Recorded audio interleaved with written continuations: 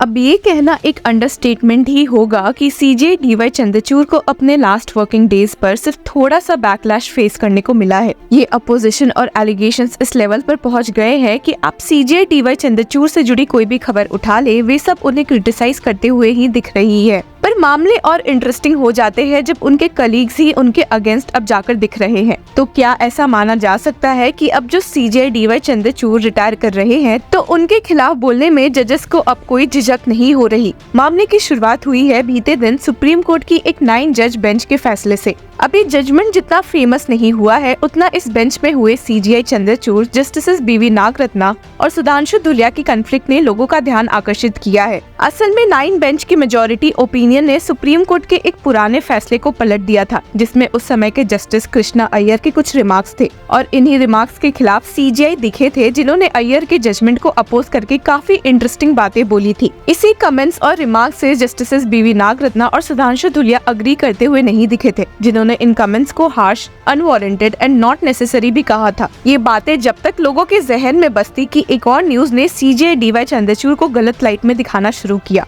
और ये legal field में ही एक बहुत ही एक्सक्लूसिव कंटेंट बन के सामने आया है। द वायर को मिले स्टोरी में आखिर ऐसा क्या हुआ कि सीजे डीवाई चंद्रचूड़ को सीजे होने की धौंस दिखानी पड़ी और क्यों उनके ही कलीग्स अब उनके खिलाफ दिख रहे हैं? इस बारे में सीनियर एडवोकेट प्रशांत भूषण ने भी ट्वीट करते हुए स्टेट किया था कि exclusive full court meeting witnessed heated exchange between CGI and some judges. The story tells you how arbitrary the system of designation of senior advocates is. It also sheds a very poor light on CGI Chandrachud for trying to throw his weight around. और चलिए the Wire को मिले इस news की बात करते हैं। 14 अगस्त को हुए एक फुल कोर्ट मीटिंग में ये झगड़े देखने को मिले जब सीजे डीवाई चंद्रचूड़ के साथ शामिल कई सीनियर जजेस ये डिस्कस कर रहे थे कि किस एडवोकेट्स को सीनियर एडवोकेट्स का दर्जा देना चाहिए। पर मामले बिगड़ गए जब सीजीआई चंद्रचूड़ एक ऐसे एडवोकेट के एलिवेशन की बात करने लगे जिसका नाम किसी को पसंद नहीं आया। कई सीनियर जजेस ने ये पॉइंट आउट किया कि इस एडवोकेट ने कई केसेस में कोर्ट को मिसलीड करने की कोशिश की थी और ऐसे एडवोकेट को सीनियर का दर्जा नहीं देना चाहिए। हालांकि इन अपोजिट ओपिनियंस को सीजीआई डीवाई चंद्रचूड़ ने शांत करने की कोशिश की, पर उनके एक्सप्लेनेशंस जजेस को पसंद नहीं आए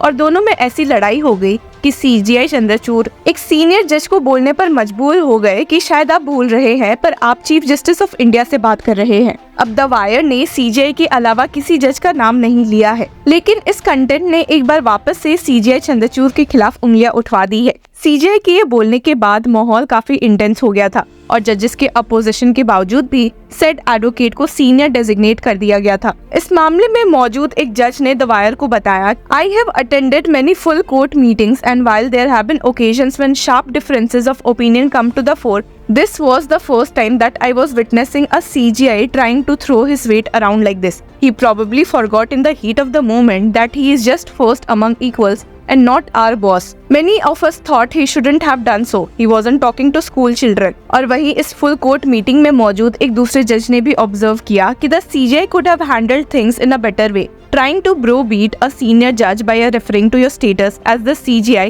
is simply not done. It made many of us wonder why he was so keen on this particular candidate even if the lawyer in question had been cleared by a committee. He could have simply postponed any decision about this candidate for a later date. अब ये CGI की last full court meeting थी और इस meeting का ऐसा and होना show कर सकता है कि जजेस सीजीआई के इस व्यवहार से खुश नहीं थे। तो क्या वो एक वजह है जिसकी वजह से आए दिन अब जजेस उनके खिलाफ दिख रहे हैं, कंसिडरिंग कि उनका टाइम ओवर हो रहा है और वे अब कुछ नहीं कर सकते? एक और लेटेस्ट जजमेंट प्रोनाउंसमेंट के दौरान जस्टिस ऋषिकेश रॉय ने कोर्टरूम में कहा था कि this is a 126 page judgment. I asked the chief justice if I should read the entire judgment and he replied please no, so I will read only a few selected passages. तो क्या ऐसे छोटे comments CGI को target करते हुए बनाए जा रहे हैं या ये सब नॉर्मल बातें हैं? उसी के साथ जस्टिस बीवी नागरत्ना और सुधांशु धुलिया के उन पॉइंट्स पर एक डिटेल नजर डाल लेते हैं जिसकी वजह से वे सीजीआई चंद्रचूड़ के खिलाफ दिखे। तो CGI D Y Chandrachud headed bench of 9 जजेस ने अपना फैसला सुनाते हुए कहा था कि article 39B of the Indian constitution के तहत सारी private property material resources consider नहीं की जा सकती और ये judgment justice justice Krishna Iyer के जजमेंट्स के खिलाफ था, जिन्होंने कहा था कि सारी प्राइवेट और स्टेट गवर्नमेंट प्रॉपर्टी इस आर्टिकल के तहत आती है। सीजेआई ने अपने जजमेंट में स्टेट किया था कि 10 material resource of a community used in 39B include privately owned resources. Theoretically, the answer is yes. The phrase may include privately owned resources. However, this court is unable to subscribe itself to the minority view of Justice Iyer in Ranganath Reddy. We hold that not every resource owned by an individual can be considered a material resource of a community only because it meets the qualifier of material needs. और साथ ही ये भी point out किया था कि justice Iyer refer to Karl Marx in his judgment, और उन्होंने किसी और इकोनॉमिक पॉलिसी को सोचकर ये फैसला दिया था, और एक जज का काम इकोनॉमिक आइडियोलॉजी को देखना नहीं होता है। स्टेट करते हुए सीजेआई डीवाई चंद्रचूड़ ने ऐड किया, the judgment is rooted in the economic ideology that private property can be used by the state for the welfare of people. The role of this court is not to lay down economic policy but to facilitate to lay down economic democracy. और जिसके साथ ही उन्होंने ये remarks दिए थे कि the doctrine error in the Krishna Iyer approach was postulating a rigid economic theory which advocates for greater state control over private resources as the exclusive basis for constitutional governance। और इन्हीं पॉइंट से जस्टिस बीवी नागरत्ना और Sudhanshu Dhulia agree करते हुए नहीं नजर आए थे। इस मामले में जस्टिस बीवी नागरत्ना ने कहा कि हम ये अवॉइड नहीं कर सकते कि जब जस्टिस अय्यर ने जो फैसला सुनाया था उस समय देश की क्या हालत थी, ग्लोबलाइजेशन किस मोड़ पे था और इकोनॉमिक पॉलिसीज क्या थी।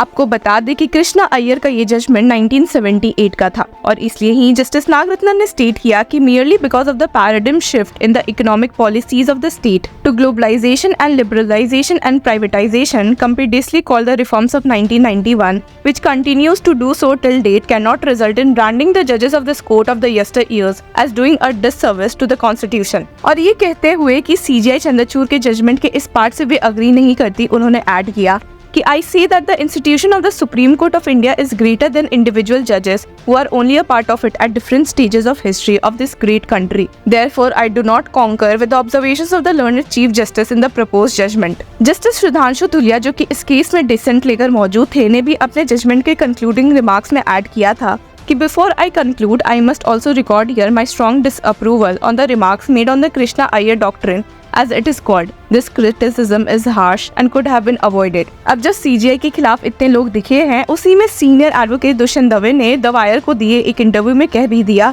कि हिस्ट्री सीजीआई चंद्रचूड़ के टेन्योर को जल्दी भूल जाए तो सही रहेगा। अब इस पूरे मामले में आपकी क्या राय है, हमारे साथ जरूर शेयर करें। Until then, keep following Law Chakra। I hope history does not remember Chief Justice Chandrachud, and I hope his legacy is completely forgotten as quickly as possible। And I say so with great sense of responsibility. Although I have known him as a friend, I have respected him as a judge in the past, but his tenure as Chief Justice, also sometimes as a judge, has really been a matter of grave concern to me as a lawyer, and somebody who loves the rule of law, respects judges, respects the Supreme Court, and loves the institution of judiciary. So I say so with all respect that it's better that we forget what has happened in last 2 years in the office of Chief Justice of India.